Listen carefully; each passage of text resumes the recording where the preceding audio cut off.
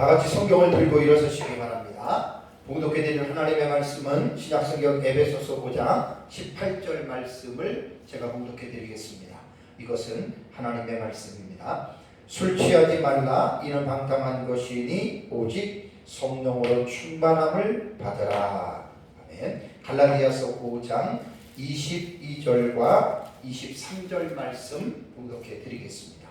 오직 성령의 열매는 사랑과 희락과 화평과 오래 참음과 자비와 양성과 충성과 온유와 절제니 이 같은 것을 금지할 법이 없느니라. 아멘. 네, 자리에 앉으시기 바랍니다. 에베소 5장 18절 말씀을 다시 한번 상기해 볼까요? 에베소 5장 18절에 오직 성령으로 충만하게 되어라라고 하는 말씀이 알라플레루스 세엔 푸뉴마티라고 제가 여러분들에게 지금 14시간째 지금 설교를 하고 있습니다.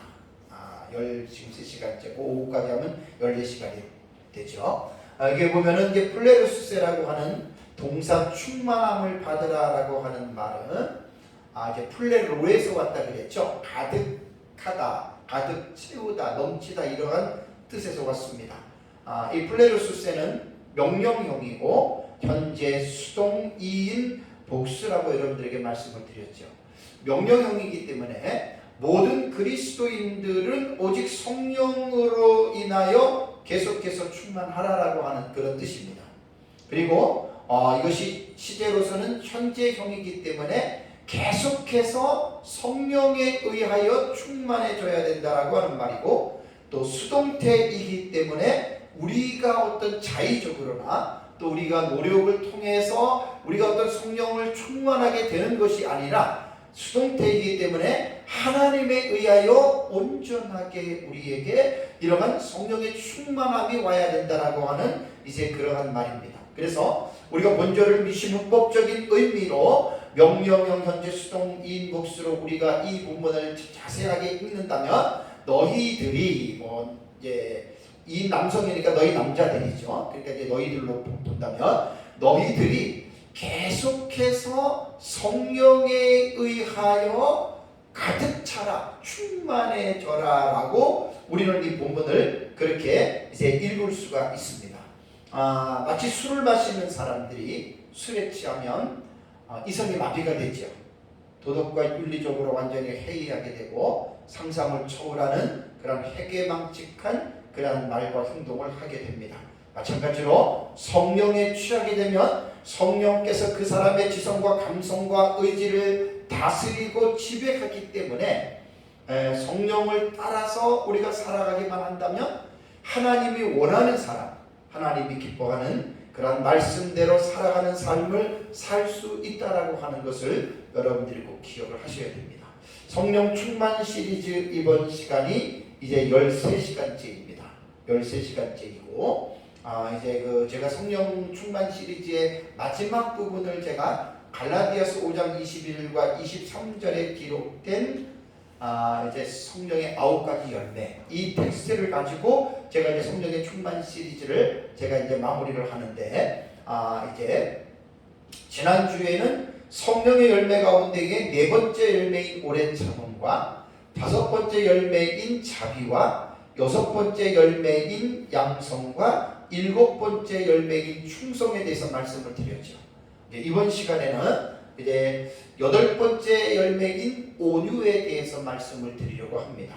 절제까지 2가지의 주제를 1시간에 설교를 하려고 하다가 내용상으로 볼 때 조금 더 풍성하게 나눴으면 좋겠다라는 이제 그런 생각이 들어서 이제 오전에 온유, 오후에는 절제 이렇게 해서 이제 성령 충만 시리즈는 이제 이번 주로서 이제 마무리가 되겠습니다. 자, 8번째 열매가 이제 온유입니다. 온유. 8번째 열매가 온유인데, 온유인데 이것이 프라위테스입니다. 프라위테스라고 하는 단어예요. 프라위테스. 온유라고 하는 이 헬라어 단어는 친절로도 번역이 되고 혹은 겸손으로도 번역이 되고 또 동정심으로도 이 프라이테스는 이제 사용이 됩니다. 자, 성령의 여덟 번째 열매인 이 온유는 제가 15개 우리말 여권을 제가 비교해 보니까 이 온유와 거의 다가 온유인데 한 여권에서만 마사역에서만 겸손으로 번역을 했습니다. 그러니까 이제 거의 온유의 개념으로 이제 이 본문을 이해하시면 되겠습니다. 온유라고 하는 우리말의 의미는 따뜻할 온자에다가 부드러울 유자입니다. 온유가. 그래서 사람의 표정이나 성질이 온화하고 부드러움을 가리켜서 우리는 이제 온유라고 이렇게 이해를 해야 됩니다. 우리말 신약 성경에는 이 온유로 번역된 이 본문이 17번 나옵니다. 그래서 제가 17번을 몇 년 전에 설교할 때 다 찾아봤잖아요. 다 찾아봤더니 이 헬라어 단어가 하나가 아니에요. 우리말은 온유인데 17개의 이 텍스트를 찾아봤더니 헬라어 단어는 5개가 사용이 됐습니다. 그래서 제가 몇 년 전에 할 때는 헬라어 단어를 5개 다 설명을 했는데 이번에는 시간상 5개는 말을 안 하고 오늘 본문에 사용된 이 온유는 프라비테스라고 하는 이 단어가 이제 온유로 사용이 됐습니다. 그렇다면 이제 헬라어의 그 본문에 기록된 프라이테스는 어떤 뜻을 가지고 있는가? 그러니까 우리가 우리말 성경을 보면서 우리말 성경에 기록된 언어를 이해하기 이전에 우리말은 번역을 한 거잖아요. 번역하기 이전에 원문에는 어떠한 뜻인가를 먼저 아는 것이 가장 기본적인 자세입니다. 그래서 제가 보는 이제 원어 사전을 보면은 아주 잘 돼 있어요. 원어 사전을 보면은 헬라어 같은 경우는 이제 일반 헬라어, 고전 헬라어에서 이 단어를 어떻게 사용이 됐냐. 고대 헬라어에서는 이 단어를 어떻게 사용을 했고, 그다음에 이제 70인역이라고 구약의 히브리어 성경을 헬라어로 이렇게 번역하는 성경이 있어요. 70인역. 그 70인역이 헬라어이기 때문에 구약의 히브리어하고 헬라어의 연관성을 한번 또 이렇게 추측할 수가 있고, 그 다음에 신약 성경에는 이 단어를 어떻게 썼느냐. 아주 그 신약 성경을 우리가 공부할 때는 원어 사전에서 아주 좋은 공부의 방법입니다. 이 프라이테스는 그 고전 헬라어에서는 프라위스에서 파생이 되었다고 합니다. 그러니까 테스만 빼면 돼요. 이 테스만 빼면 되는데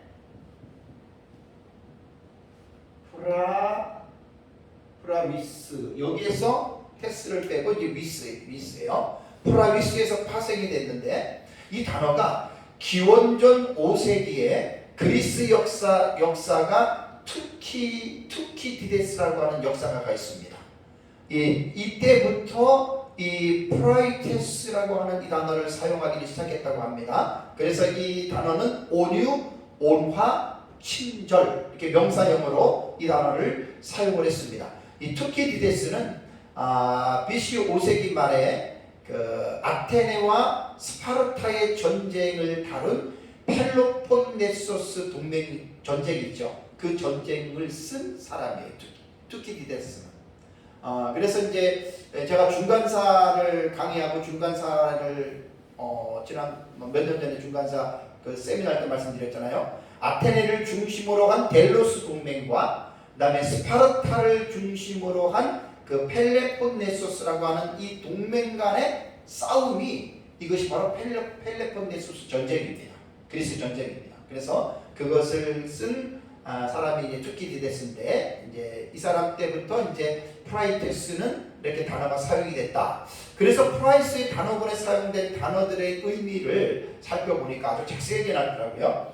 사물에 관해서 이 프라이테스를 사용할 때에는 진정을 시킨다 혹은 온화함으로 사용을 했습니다. 그러니까 이제 진정제라고 하는 것도 바로 이 단어에서 나온 것이고, 말을 할 때도 저 사람은 참 말을 온화하게 한다, 부드럽게 한다 할 때 이제 이렇게 사용을 했고, 동물에 관해서는 이 프라이스를 어떻게 사용을 했냐면 길들인 혹은 길들여지는 유순한 짐승을 사용할 때 이 단어를 사용했다라고 합니다.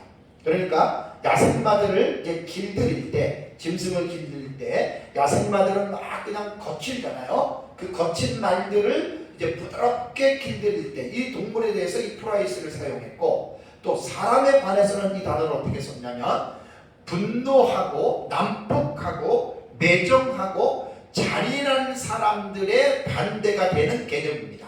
온화한, 친절한, 온유한, 그리고 즐거운이라고 하는 그 사람에 나타나는 성품과 그 모습 속에서 이런 사람들에게 프라이스라고 하는 단어를 사용했고요. 또 사람이 행동에 대해서는 친밀한이라고도 사용을 했고, 감정적으로는 친절하다. 또 징계와 같은 것들에 있어서는 프라이스를 관대한이라고 사용을 했다고 합니다. 그래서 결국 이 프라이테스는 고상한 마음을 가진 사람을 묘사할 때 이 프라이테스를 쓴 거예요. 그러니까 이 고상한 마음을 가졌다라고 하는 사람은 어떤 사람이냐면 모욕을 받고도 화를 내지 않는 사람이에요.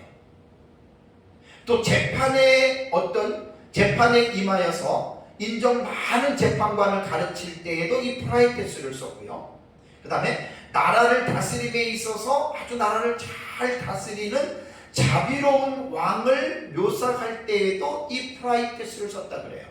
그러니까 아주 좋은 단어고 좋은 의미를 많이 담고 있는 이런 단어입니다. 신약 성경에 보면은 이 프라이테스는 이제 요 단어만 7번 나옵니다. 요 단어만. 아까 제가 우리말로 번역된 온유가 17번 나오는데 5개의 헬라어 단어를 사용했는데 요 프라이테스만 사용한 단어는 신약 성경에 7번 나와요. 그래서 이 온유함은 죄인된 인간에게 있는 것이 아닙니다.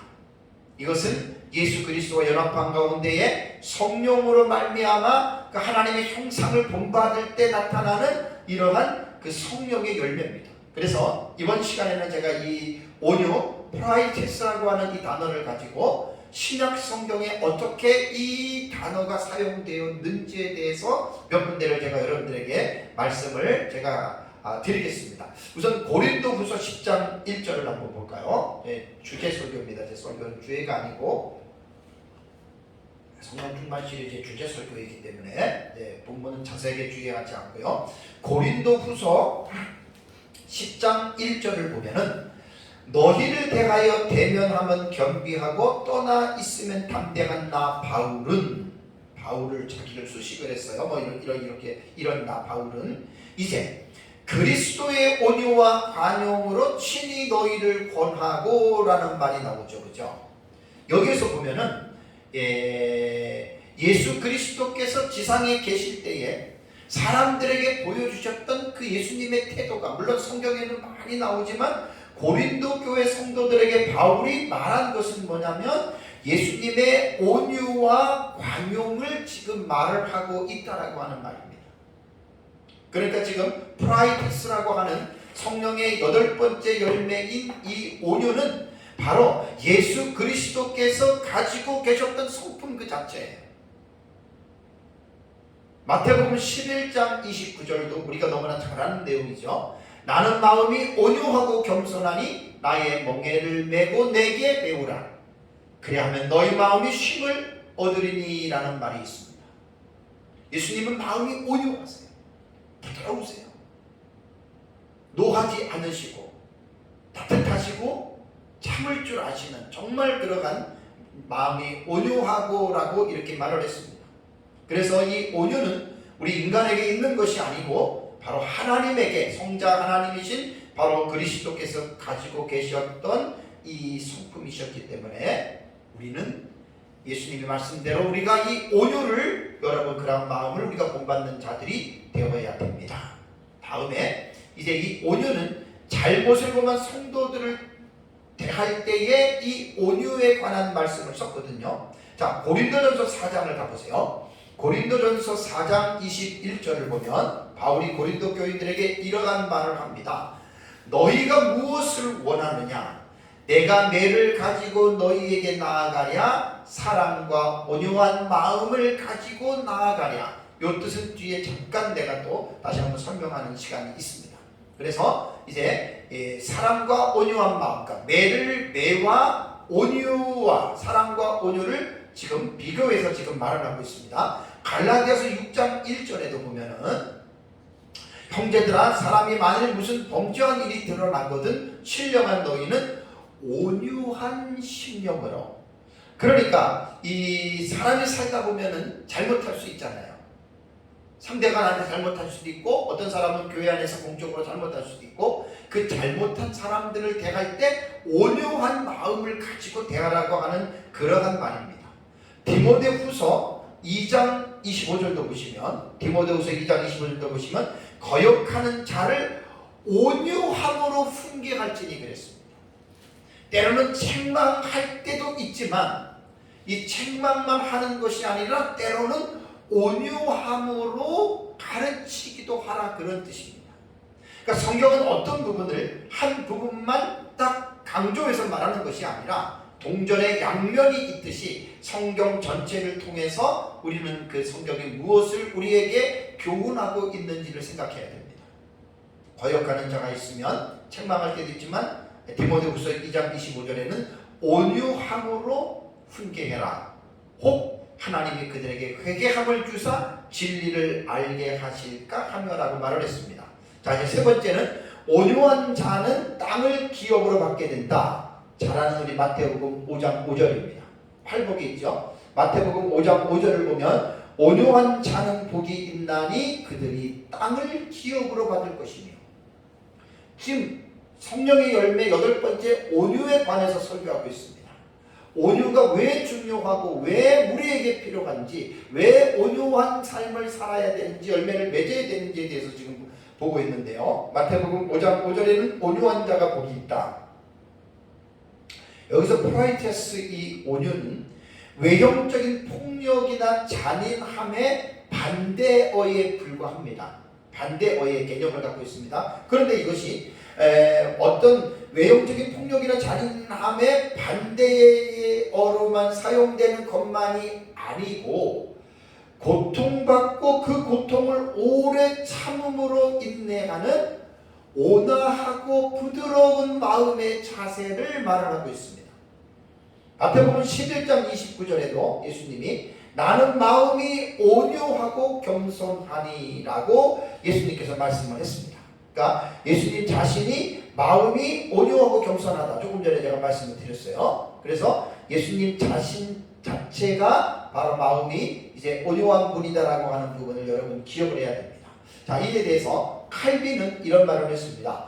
온유가 무엇이냐? 칼빈의 정의는 부드러운 마음으로 살며 노하기를 더디하며 절제할 수 있는 것이 바로 온유다라고 말을 했고요. 아리스토텔레스는 자연적인 경로에 대하여 관용을 취하는 독성이 바로 온유라고 이렇게 말을 했습니다. 그래서 성경은 온유한 자가 복이 있나니 그 온유한 자가 바로 땅을 기업으로 받을 것이라고 이렇게 말을 했습니다. 여기서 땅을 기업으로 받는다는 말은 무엇일까요? 구약 성경을 보면은 구약의 이스라엘 백성들이 아브라함의 자손들이 받은 약속이 뭐죠? 땅에 대한 약속과 아브라함에 받은 약속은 자손에 대한 약속을 받았죠. 그래서 이스라엘 백성들에게 땅은 하나님의 약속에 따라 받는 땅이 가나안 땅에 들어가는 것입니다. 그래서 예수님이 온유한 자는 복이 있나니 땅을 기업으로 받는다라고 하는 말은 뭐냐면 신약시대 성도들이 우리가 가나안 땅을 들어가서 산다라고 하는 그러한 말이 아니고 메시아 왕국의 절정이 되는 새하늘과 새 땅, 새 예루살렘 성이 있죠. 이사야서 66장 22절에도 말을 했고 계시록 21장 1절에도 말한 이 새하늘과 새 땅, 새 예루살렘 성이 우리 온유한 자들인 그리스도인들이 들어가서 영원토록 살아야 할 그 땅이라고 하는 사실입니다. 이 세상에서는 강하면서도 공격적인 사람이 있고요. 또 질서를 무시하면서 난폭한 자들, 조금 안 좋은 사람들이 안 좋은 방법을 통해서 땅을 차지하게 됩니다. 물론 모든 사람들이 그렇게 땅을 차지하는 게 아닙니다. 착하게 살아서 또 많은 어떤 그러한 부유한 물질을 가지고 땅을 사는 사람도 있지만 어떤 사람들 가운데는 이러한 안 좋은 사람들이, 나쁜 사람들이 땅을 이제 차지하는 경우들이 있습니다. 그러나 온유한 자가 받는 땅은 천국의 기업인데, 이것은 하나님의 뜻에 순종하고 온유한 자에게 하나님께서 주실 것이다 라고 하는 말입니다. 그래서 결국 이 땅은 마지막 날에 우리가 이제 그리스도와 함께 이 하나님의 나라를 상속하게 되는 이제 그것을 말을 합니다. 그래서 이 온유한 자는 복이 나니 그들이 땅을 기업으로 받는다. 우리 그리스도인들은 이 소망을 가지고 사는 겁니다. 다음에 네 번째는 고린도전서 4장 21절을 보면 사역자들에게 온유함에 대한 필수적인 말을 합니다. 고린도전서 4장 21절을 보면 너희가 무엇을 원하느냐, 아까 내가 설명해 준다 그랬잖아요.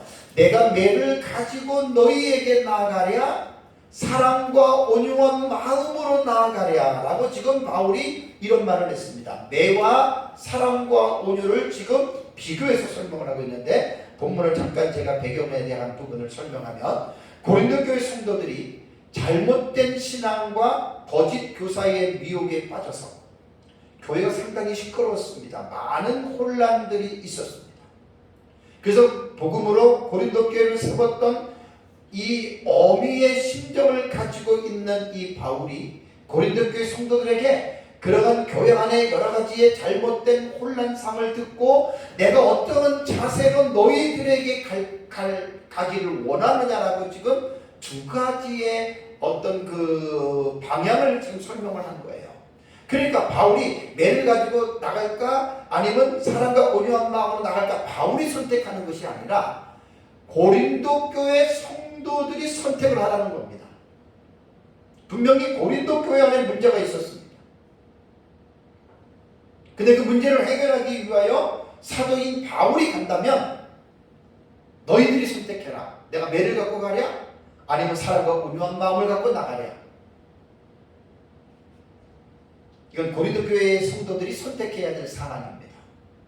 자, 만약에 바울이 매를 가지고 했다고 해서 무슨 그런 매를 갖고 간다는 말이 아니라 따끔한 책망하는 그런 마음으로 갈 수도 있는 거고, 아니면 아까 말씀드린 대로 온화한 마음으로 그들에게 하나님께서 또 위로하는 차원에서 또 그들의 잘못을 지적할 수 있는 그 두 가지라는 말입니다. 만약에 바울이 매를 가지고 나갔다 하더라도 그것은 사랑에 근거한 행위이기 때문에 괜찮습니다. 바울은 아픈 채찍으로 훈계하던 혹은 사랑과 온유한 마음으로 격려하든 간에 바울이 지금 이 말씀 속에서 말하고자 하는 중요한 의미는 뭐냐면, 고린도 교회 성도들이 그 잘못된 것들로부터 돌이키기를 지금 기대하고 있는 거예요. 매냐 사랑도 오느냐 그게 중요한 게 아니라 그건 하나의 방편일 뿐이고, 고린도 교회 성도들이 잘못된 것들로부터 그들에게 돌이키기를 원하는 마음이 바울 안에 있었다는 거예요. 그래서 오늘 이것을 보면 특히 사역자들에게 있어서, 또 뭐 사역자들이라는 우리들에게도 성도들도 마찬가지입니다. 가난도 필요하지만 때로는 이러한 부드러운 온유함도 함께 우리가 가지고 있어야 된다. 자, 다섯 번째는 고린도전서 13장 4절 우리가 잘 아는 사랑입니다. 사랑의 속성 중에 온유가 포함되죠. 사랑은 오래 참고 사랑은 온유하며. 자, 고린도전서 13장에서 바울은 사랑의 위대함을 찬미하고 있습니다. 사랑이라고 하는 것은 한 단어이지만 사랑 안에는 여러 가지의 복합적인 속성들이 있어요. 복합적인 요소들이 있어요. 그래서 그 가운데에 하나가 이제 온유라고 하는 겁니다. 오래 동원되고 시기하지도 않고 자랑하지도 않고 교만하지도 아니하는 이 사랑 안에는 여러 가지 속성이 있는데 그 중에 하나가 바로 온유함이다 라고 하는 거 기억하셔야 되고, 여섯 번째, 온유는 갈라디아서 5장 23절에 말한 것처럼 성령의 열매 중에 하나입니다.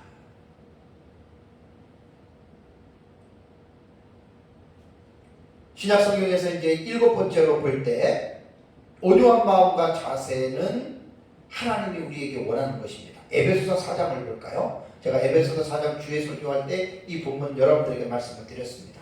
에베소서 4장 2절을 보면 모든 겸손과 온유로 하고 오래 참음으로 사랑 가운데 서로 용납하고, 여기에서 모든 온유로 하라는 거예요.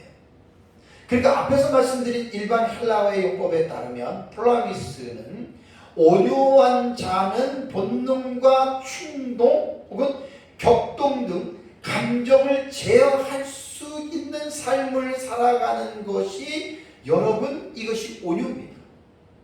근데 사실 우리가 세상을 살다 보면 사람마다 다 차이가 있지만 우리가 다 온유할 수가 없습니다.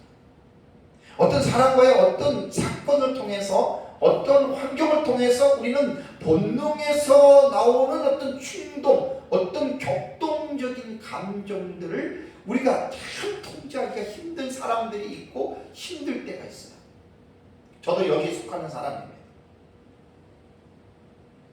그래서 모든 온유로 살아가라라고 하는 말은 이것은 하나님이 우리를 향하신 권면이고 명령인 말씀입니다. 그래서 이 온유는 금방 또 되는 것도 아니고요. 일종의 어떤 트레이닝이 필요해요. 훈련이 필요해요. 인격적으로도 성숙해야 되고 그런 것이 필요한데, 이 과정을 구원의 서정으로 이 과정을 말을 하라고 한다면 이 과정은 성화의 단계로 말할 수가 있습니다. 왜냐하면 예수님이 나는 온유하고 겸손하니 내게 와서 배우라 그랬잖아요. 그러니까 이 온유는 예수님을 통해서 배워야 됩니다. 예수님의 삶을 통해서 배워야 되고, 예수님의 삶을 통해서 이 배우면서 훈련하면서 우리가 그리스도인들이 점점 예수 그리스도의 온유의 그 충만한 자리에까지 여러분 우리가 이룰 수 있다라고 하는 거예요. 그래서 이것은 구원의 과정에서는 성화라고 하는 것이고, 우리가 어떤 온전한 구원을 이루기 위해서 부단한 훈련을 해야 돼요. 오해하면 안 되는 것이, 구원이 부족해서 구원을 온전하게 해서 이룬다는 말이 아니에요. 성화라고 제가 말씀을 드렸어요.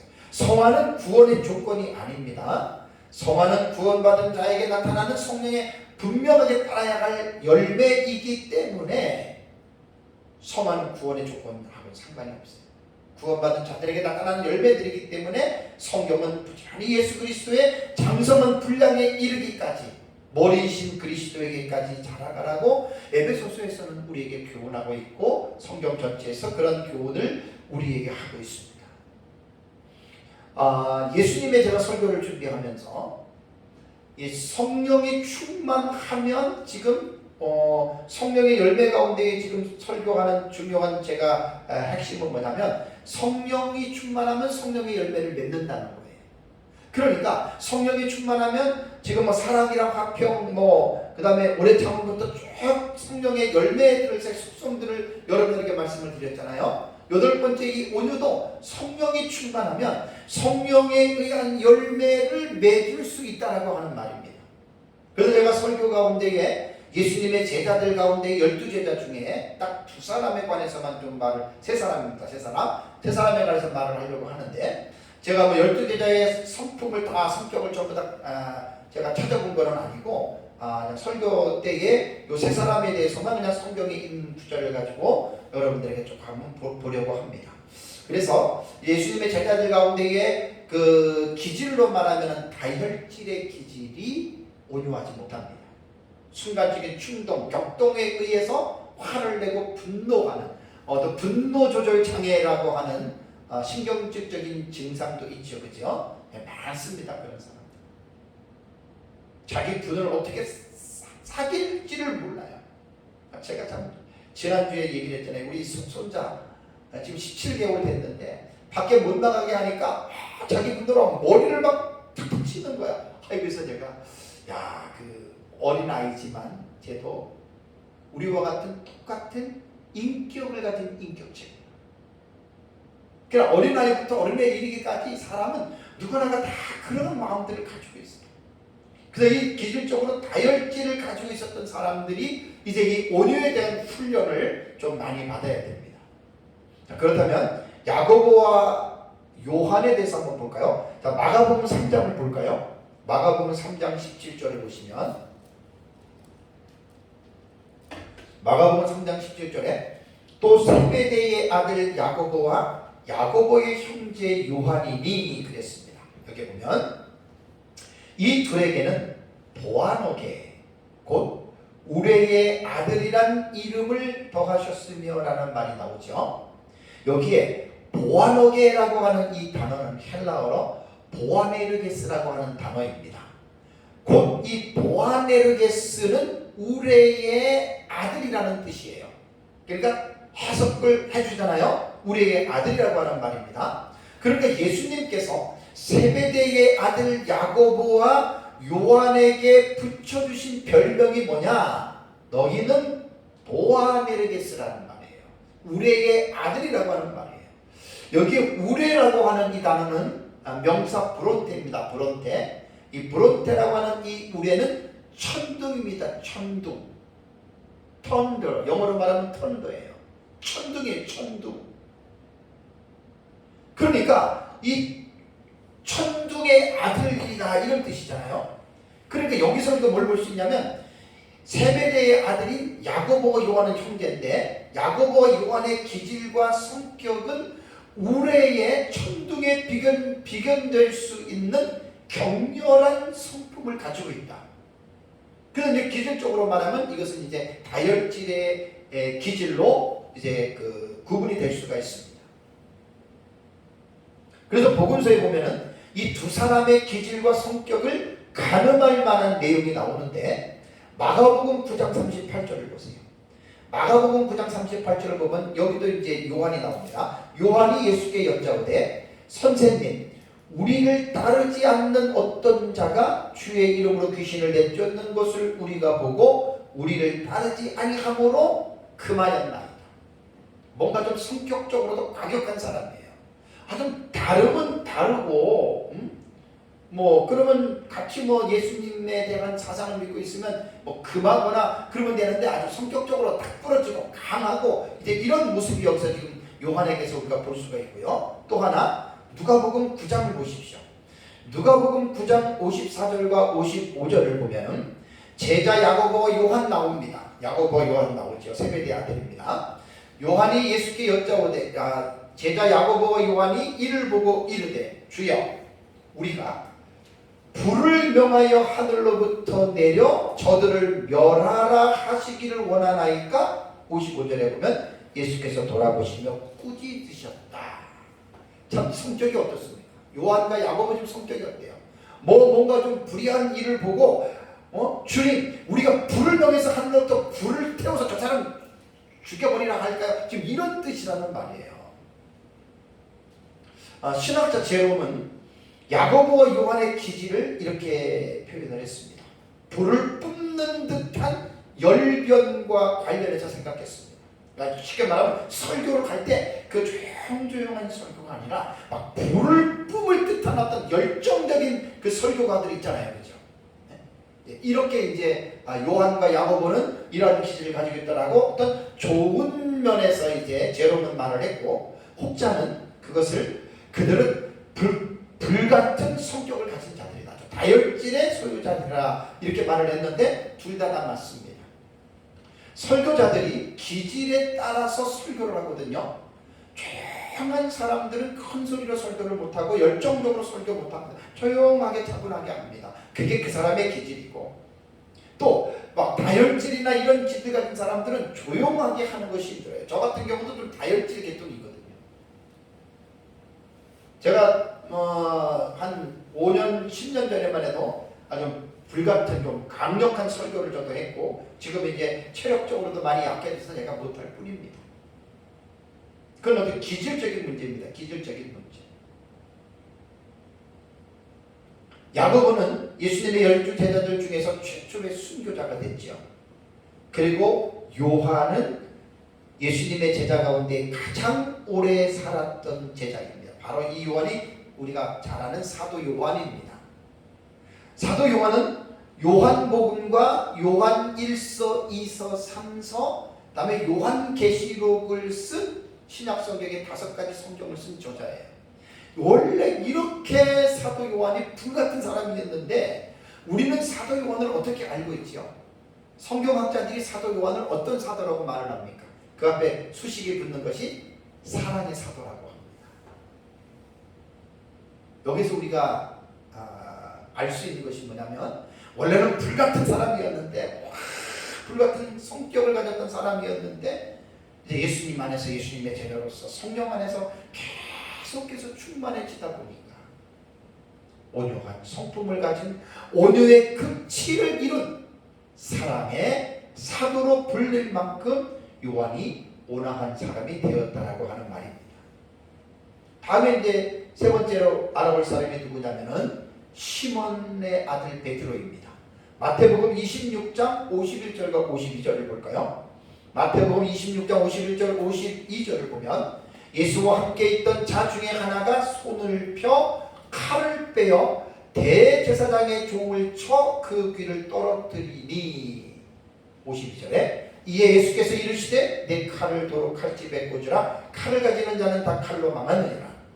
여기에서 예수와 함께 있던 자 중에 하나, 이 사람이 누구냐면은 바로 베드로입니다. 가룟 유다가 예수님을 고발했습니다. 그래서 로마 군병들이 예수님을 잡으러 왔습니다.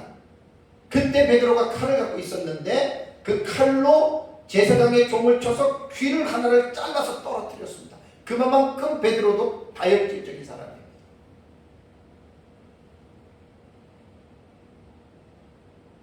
다음에 마태복음 26장 31절과 35절을 보면은 예수님께서 이제 그 만찬을 하시면서 최후 만찬 하시면서 또 제자들에게 이제 하시는 말씀 중입니다. 그때 예수님의 제자들에게 오늘 밤에 너희가 다 나를 버리리라라고 그리고 다 너희가 흩어질 것이다라고 이렇게 말을 했고 그러나 내가 살아난 후에 너희보다 먼저 나는 갈릴리로 가겠다. 그러니까 여기서 십자가의 죽음과 부활까지 지금 예언한 말이죠.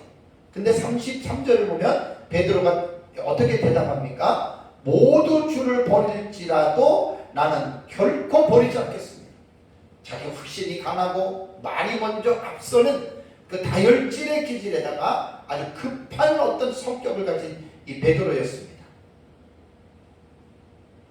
그리고 34절에 예수께서 이르시되 내가 진실로 네게 이르노니 오늘 밤 닭 울기 전에 내가 3번 나를 부인할 것이다 라고 말을 하니까 35절에 베드로가 뭐라 그러죠? 내가 주와 함께 죽을지언정 주를 부인하지 않겠나이다. 물론 제자들도 얘기를 했는데 결국 예수님이 앞에서 어떻게 됩니까? 3번 부인하잖아요. 그런데 베드로가 기록한 성경이 있죠. 베드로 전서와 베드로 후서입니다. 물론 베드로가 직접 썼다는 말도 있고 또 베드로의 동역자가 이것을 대신 써줬다라고 하는 말도 있는데 어쨌든 베드로가 이렇게 불같은 성격을 가졌던 이 베드로였지만 예수님의 제자로서 하나님의 성령 안에서 계속해서 충만해지다 보니까 베드로 전후서를 보면은 다혈질의 소유자들은 베드로의 삶의 말년이 그도 사도 요한과 같이 온유한 사도로 변모해 있었다라고 하는 것을 베드로 전후서를 보면 여러분 우리가 그런 뉘앙스를 우리는 느낄 수가 있습니다. 다혈질의 성품을 가졌던 베드로였지만 그도 성령에 충만해질 때 성령에 의하여 다스림을 받을 때 그 또한 온유한 자가 될 수 있었다라고 하는 사실입니다. 다음은 적용을 한번 이 오늘 본문의 말씀을 가지고 적용을 한번 3가지 차원에서 적용을 한번 해보겠습니다. 하나님과의 관계에서 온유함을 한번 생각해 볼 필요가 있습니다. 자, 하나님과의 관계에서 온유했던 대표적인 사람이 구약에 나와요. 누구죠? 대표적인 사람이 모세입니다. 민수기 12장 3절을 볼까요? 하나님 앞에서 온유했던 대표적인 사람이 누구냐면 민수기 12장 3절을 보면 이 사람 모세는 온유함이 지면의 모든 사람보다 더하더라. 물론 모세오경은 모세가 썼지만 하나님이 모세에게 이렇게 말씀을 하셨다라는 말입니다. 온유함이라고 하는 이 말은 히브리어의 아나우입니다. 히브리어로 아나우라고 해요. 아나우. 히브리어로 아나우예요. 이 아나운은 고난을 받는 혹은 겸비한 혹은 온유한이라고 하는 뜻으로도 해석이 됩니다. 모세는 온유한 자라고 지금 하나님이 말씀을 했는데 민수기 12장 1절을 보시면 모세가 잘못이 하나 나오죠. 뭘 잘못하죠? 구스 여자를 취한 사건입니다. 참 끔찍한, 지금으로 말하면 끔찍한 일입니다. 자, 모세가 구스 여자를 취했습니다. 부인이 있는데도. 자, 이 일로 인해서 미리암과 형 아론이 모세를 비방합니다. 네가 왜 다른 여자를 취하냐? 당신 내 취하냐? 아마 이랬겠죠. 자, 그러면 모세가 지금 공격을 받는 거예요. 지금 미리암과 아론에 의해서 지금 공격을 받고 있는데, 여기에서 지금 제가 모세가 그 구스 여인을 취한 것이 옳으냐 그러냐 이걸 말하려고 하는 게 아니라 지금 온유에 관해서는 말을 하려고 합니다. 여러분과 비방을 받을 때 그 사람이 온유한지 온유하지 않는지가 드러나죠. 내가 잘못했던 아니면 내가 잘못하지 않았던 상대방이 나를 공격할 때 온유한 사람과 온유하지 않는 사람들은 금방 딱 티가 납니다. 온유하고 겸손한 사람은 자기를 비방하는 자와 맞대어 싸우지 않습니다. 이게 온유한 사람의 특징입니다. 묵묵히 그 현실을 닥쳐 나가면서 이겨나갑니다. 여기에서 자신의 잘못 때문에 오는 비방이라면, 모세 같은 경우는 자신의 잘못이라고 우리가 읽을 수가 있어요. 자기 자신의 잘못 때문에 오는 비방이라면 당연히 받을 것이기 때문에 화를 내지 말고 고치면 됩니다. 제가 지금 모세의 이 행동을 잘했는가 잘못했는가 그걸 따지려고 하는 게 아니에요. 자기가 지금 온유에 대한 부분이기 때문에 자기가 잘못이라면 화내지 말고 고치면 되고, 또한 반대로 까닭 없는 비방이라면, 잘못 안 했는데 상대방이 지금 나를 공격하고 상대방이 나를 모함한다면 고통스럽죠. 화가 나지요. 그렇지만 그것 때문에 낙심하거나 마음의 평안을 잃지 않고 모든 일을 판단하시고 보응하시는 하나님께 맡기고 자기는 오히려 온유하게 그 사람에게 대한다면 그 사람이 바로 온유한 사람입니다.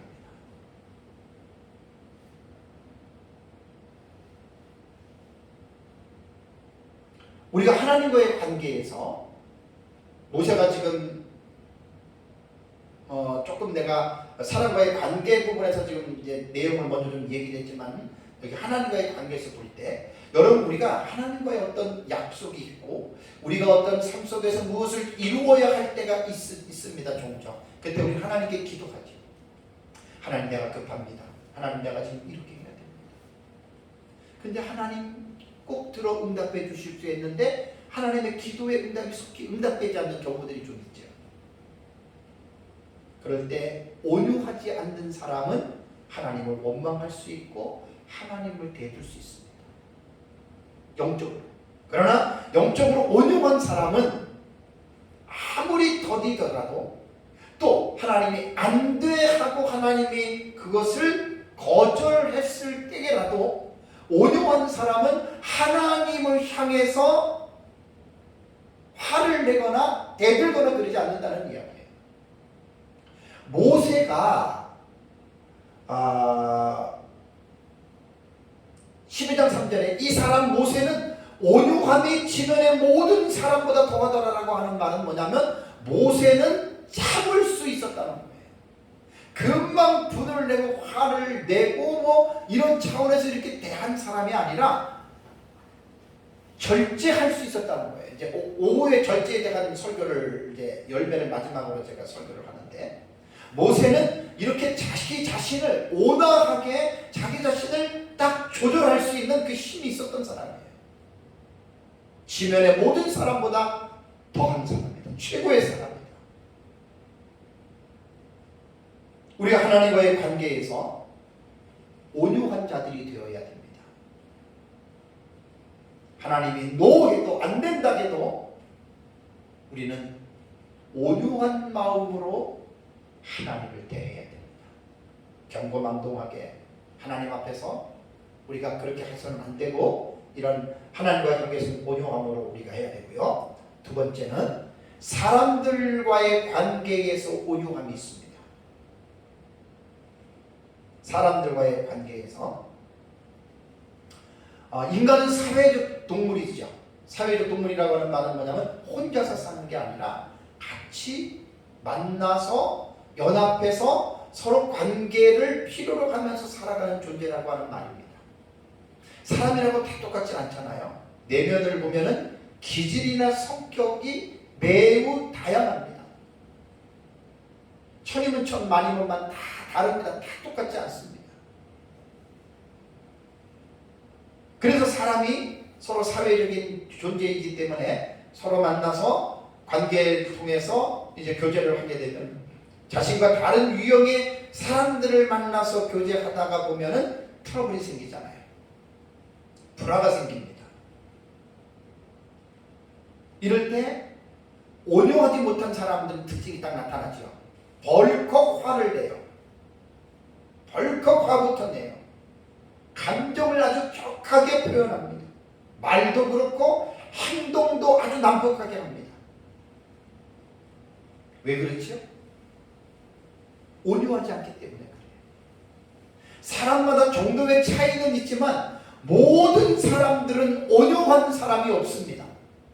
제가 성령의 9가지 열매를 지금 8번째 설교를 하면서 계속 각 그 성품마다 말씀을 드릴 때 그 사랑, 희락, 화평, 오래 참음, 그 다음에 자비, 양성, 충성, 이것이 우리 인간에게 있는 게 아니에요. 이러한 성품이 인간에게 있다면, 혹은 또 이러한 성품을 인간이 노력하고 인간이 자의적으로 이러한 어떤 열매들을 맺는 삶을 살 수 있다면 왜 이것을 성령의 열매라고 말을 했겠습니까? 인간에게는 없습니다. 인간에게는 이런 것들이 존재하지 않습니다. 약간의 그림자처럼 우리에게 거듭났기 때문에 우리에게 이러한 부분들을 행할 수 있고, 불신자들은 양심의 기능을 통해서 조금은 흉내는 낼 수 있지만 본질적인 이러한 요소들은 인간에게는 없습니다. 속아 넘어가지 마십시오. 온유함이 없습니다. 우리 모든 인간에게는. 우리에게 나타난다면 그것은 성령의 은혜고, 불신자들은 양심의 어떤 그 도움에 의해서 약간 나타날 뿐이지 실질적으로 인간은 온유하지 못합니다. 아까 말씀드린 대로 성경은 우리에게 뭐라고 교훈하고 있죠? 그리스도인들에게 온유함을 가지라는 거예요. 그러니까 온유함은 훈련의 과정이 필요하죠. 이것이 구원론 쪽에서는 성화의 과정이 필요합니다. 베드로와 같이 다 주를 부인할지언정 나는 부인하지 않겠습니다 라고 해놓고 부인하잖아요. 나는 화를 내지 않겠다라고 말하면서도 어떤 사건에 상대방이 내 자존심을 탁 침범하거나 건드리고 나를 찌를 때 나도 모르게 그냥 이 혈기가 발설이 되잖아요. 그게 인간이에요. 나 자신이 그런 인간이라고 하는 것을 인정을 해야지, 나는 그런 사람이 아니라고 자기를 속이게 되면 인간은 더 불행한 늪에 빠지게 됩니다.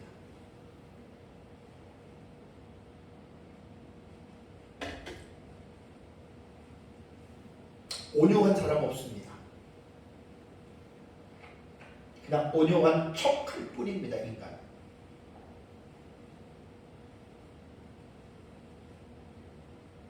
그래서 예수님이 나는 온유하고 겸손하니 나의 멍에를 메고 너희는 내게 와서 배우라. 그리하면 너희 마음이 쉼을 얻으리라라고 말씀을 했습니다. 성령의 열매 온유입니다. 나 혼자는 잘 모르겠지만, 때로는 이제 뒤에서 말씀드리겠지만 나타날 수도 있는데, 다른 사람들과의 관계에서 딱 매력을 보면서 사람은 어떠한 환경으로 딱 들어가고 자기에게 뭔가 안 좋은 것이 딱 닥치면 금방 표시가 납니다. 단순한 사람들은 곧바로 자기를 표현하고 뭔가 자기 자신을 누를 줄 아는 사람들은 속으로만 부글부글 끓는 사람이 있는데, 진정한 온유는 겉으로만 부드러운 게 아니라 속도 부드러워야 돼요. 우리 그러잖아요. 속에는 끓는데 그냥 어쩔 수 없이 그냥 겉으로는 안 끓는 척하잖아요. 그 온유한 게 아니에요. 성경에서 말하는 온유는 속부터가 부드러운 거예요. 그러니까 이거는 하나님이 아니면 인간은 불가능한 겁니다. 그래서 사람들과의 관계에서도 성경은 우리에게 온유함을 유지하고 온유한 가운데에 살아가라고 성경은 우리에게 교훈하고 있다는 거예요. 다른 사람과의 관계는 가깝게는 부부관계입니다. 아마 온유하지 못한 그 상태를 가장 리얼하게 나타낼 수 있는 대상이 누구겠습니까? 제일 가까운 데 있는 사람입니다. 서로 같이 살고 있는 부부간에는 속일 수가 없습니다. 또 가정 안에서는 자식도 부모도 속일 수가 없습니다. 부부관계에서 많이 나타나죠. 온유하지 못한 것들이. 그래서 서로를 향해서 화를 내고 혈기를 부리고 싸우고, 가정 안에서도 그렇고 또 이웃과의 관계에서도 그렇고 친구와의 관계에서도 그렇고 온유의 열매를 맺어야 됩니다. 그런데 이 온유의 열매는 내가 맺고 싶어서 맺는 것이 아니라 에베소서 5장 18절에 오직 성령에 의하여 계속해서 충만하게 되어라라고 하는 에베소서 5장 18절의 말씀에 붙잡히면 가능합니다. 붙잡히면 가능합니다. 야고보나 요한이나 베드로나 불같은 사람들이었습니다. 보아하게 우리의 아들이었습니다. 근데 그들이 예수님 안에서 보혜사 성령과 함께 계속해서 성령의 인도하심과 성령의 다스리심에 그들이 차츰차츰 순종하면서 그들의 인격이 훈련이 되다 보니까 나중에는 사랑의 사도로 온유한 사람으로 바꿔지지 않습니까? 우리에게도 소망이 있다는 말입니다.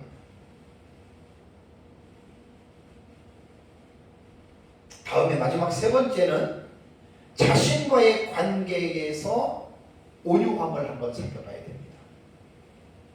제가 지금 성령의 9가지 열매를 제가 여러분들에게 설명을 하면서 첫 번째는 하나님과의 관계, 두 번째는 이웃과의 관계, 세 번째는 자신과의 관계를 가지고 제가 적용을 한번 해보는 거예요. 자신과의 관계에서 온유함을 어떻게 우리가 알 수 있을까요? 제가 사실 성령의 9가지 열매 설교를 준비하면서 지난주부터 이 온유에 대한 이 설교 원고를 작성하고 또 설교를 준비하면서 내 마음에 동요가 일어났습니다. 어떤 움직임이 일어난다면 늘 저는 인정하고 삽니다. 내가 좀 온유하지 못하고 다혈질입니다. 제가 기질로는 다혈질입니다. 성격적으로는 되게 제가 급합니다. 그래서 예수님의 12제자 중에 누구랑 비슷하냐면 그냥 베드로입니다. 베드로. 대부분 다혈질을 가진 사람들이 그냥 베드로가 대표적인 사람으로 여러분 알고 있잖아요. 베드로 같은 사람이에요. 저는. 그래서 제 자신이 좀 온유함에 있어서는 사실 많이 성숙하지 못했습니다. 예수를 40년을 믿어도 가정에서나 또 사람들과의 관계 속에서도 뭐 이렇게 이야기하고 어떤 일을 하다가 보면 뭔가 내 마음에 안 맞고 뭔가 내 자존심에 뭔가 침범을 당했다 싶으면 나도 모르게 흥분하고 나도 모르게 막 그냥 과격해지는 것들을 지금도 저는 느끼면서 살아요.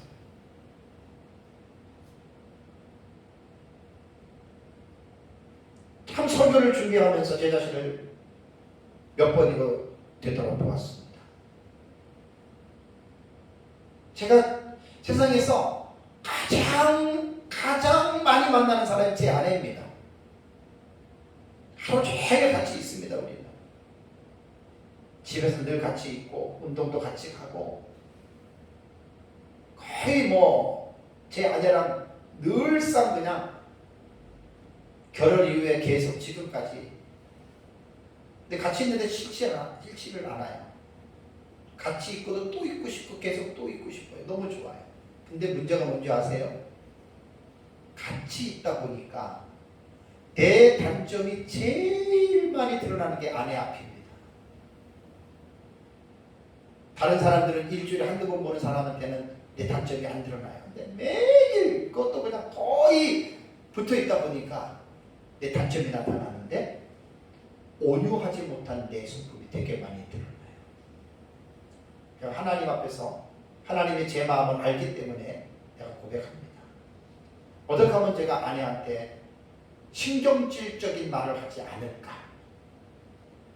어떻게 하면 내가 좀 화를 내는 반응을 삭히고 내가 그걸 하지 않을까? 수도 없이 제 자신이 노력을 많이 합니다. 아마 제 아내는 모를 거예요. 근데 나도 모르게 툭툭툭툭 튀어나와요. 그럼 상대방은 기분 나쁜 거예요. 그럼 내가 툭 뱉어놓고 아이고 또 그랬구나. 그런데 지금 14시간, 13시간째잖아요. 지금 성령 충만에 대한 설교를 계속 시리즈 설교를 하면서 제게 하나에 너무 감사한 게 하나 있습니다. 진짜 계속 성령 충만 시리즈를 계속 지금 설교하면서 제 자신도 이 설교를 듣고 제 자신이 이 설교의 은혜를 받게 된다는 거예요. 너무 정말 감사해요. 확실히 성령 충만을 사모하고 성령 충만을 간구하면 여러분 하나님 들어주십니다. 제가 주로 말하면 지금 7째 주째입니다. 7째 주. 그럼 지금 2달이 가까이 가잖아요. 근데 제 삶에 계속 하루에도 셀 수 없을 정도로 성령 충만을 계속 빼지 않고 지금 2달 가까이 계속 기도가 무의식 중에 기도하고 있습니다. 어떨 때는 아내한테 신경질적인 반응을 내려고 하다가도 성령이 딱 나를 지배해주고 성령이 나를 딱 제어해주면 순간적으로 나도 모르게 아내에게 전에는 신경질적으로 말을 딱 했을 텐데 또 말이 조금 잠잠해지더라고요. 참 온유는요 자기 자신을 한번 모두가 다 살펴봐야 됩니다. 나는 어떤 상대를 만날 때, 나는 누구를 만날 때 나는 온유하지 못한 것이 나타나는가? 가족인가?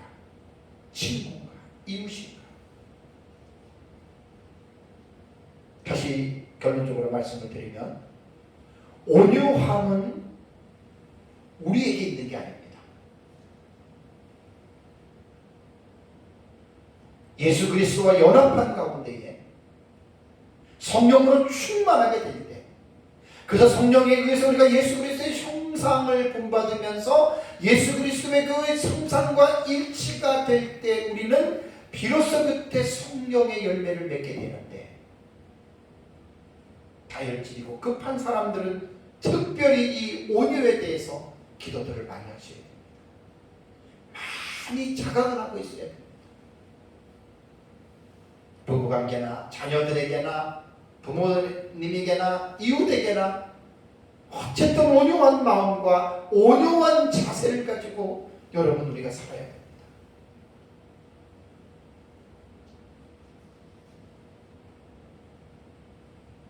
상대방과의 관계에서 유순하고 부드럽고 따뜻하지 않는 말을 한번 해보세요.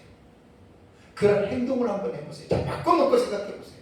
상대방이 나한테 부드럽게 대하지 않고 강하게 말하고 격렬하게 말하고 나의 아주 그 자존심을 파는 말을 한다. 여러분 어떻습니까? 우리가 싫잖아요. 입장을 바꾸는 건 마찬가지예요. 나의 파트너에게, 내 주변에 있는 사람들에게 우리가 이런 다혈질로 급하게 우리가 그 상대방을 공격하듯이 우리가 언행을 만약에 한다면 당연히 그것은 상대방이 싫어합니다. 오늘 성령의 8번째 열매가 온유입니다. 온유. 성령으로 말미암아 맺어지는 행동입니다. 삶입니다.